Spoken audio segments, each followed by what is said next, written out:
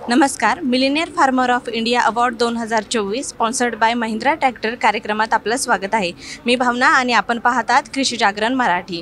कृषी जागरणतर्फे शेतकऱ्यांचा सन्मान सोहळा 1 ते 3 डिसेंबर रोजी आयोजित करण्यात आला असून देशभरातून विविध ठिकाणांवरून आपल्याकडे शेतकरी आलेले आहेत. तर आपण त्यांच्यासोबत संवाद साधूयात.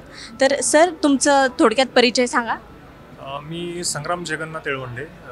मी महाराष्ट्रातून अहमदनगर या जिल्ह्यातून सोनई या गावचा रहिवासी असून इथून आलेलो आहे. सर, तुम्ही नेमकं कोणत्या पिकाची शेती करता? मी मी तसं जर बघितलं गेलं तर खूप काही हे करतो.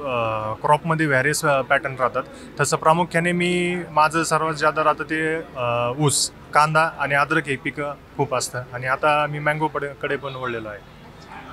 तर सर, हे सगळी पिकं तुम्ही घेताना तुम्हाला काय काय अडचणी आल्या?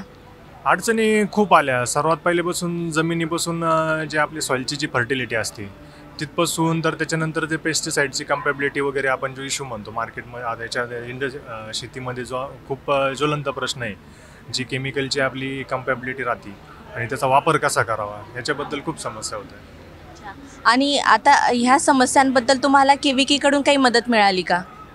हो, आम्हाला तिथं महात्मा फुले कृषी विद्यापीठ जवळच आहे. तिथं त्यांचे काही उपक्रम चालतात, तर त्यांच्या उपक्रमातून किंवा तिथं भेटीगाठी देऊन आम्ही सर्व माहिती घेत असतो. आणि आता तुम्ही तुमच्या शेतीमध्ये काही नवीन प्रयोग करणार आहात का? प्रयोग हे चालूच असतात मॅडम. यंदा आम्ही पहिल्यांदा जिंजरमध्ये रेसिड्यू फ्री काम केलं आणि युरोपियन स्टँडर्डप्रमाणे आम्ही अद्रक काढलं. त्या लेवलला कम्पीट करू शकेल असं. आणि याला आम्हाला आमचे प्रफुल्ल सर आहेत, बायोमी टेक्नॉलॉजीचे सायंटिस्ट प्रफुल्ल गाडगे सर, त्यांचे खूप मोलाचे मार्गदर्शन लागले. आणि सर, म्हणजे आता शेतकऱ्यांसाठी सगळ्यात अगोदर इथे लाल कार्पेट टाकलं गेलेलं आहे, तर तुम्हाला हे सगळं बघून कसं वाटलं?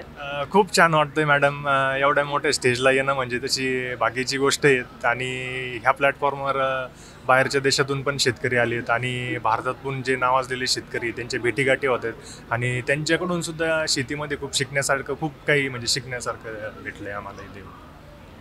सर, तुम्ही जे शेतकरी इथे येऊ नाही शकले, जे शेतकरी आपल्याला बघणार आहेत, आता बघतायत, तर त्यांना काय सल्ला द्याल?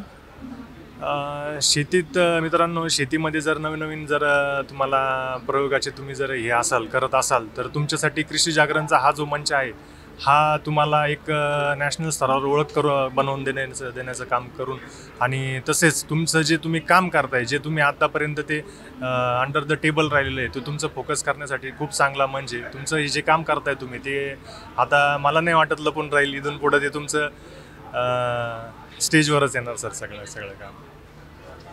धन्यवाद सर. अशाच अधिक माहितीसाठी बघत राहा कृषी जागरण मराठी.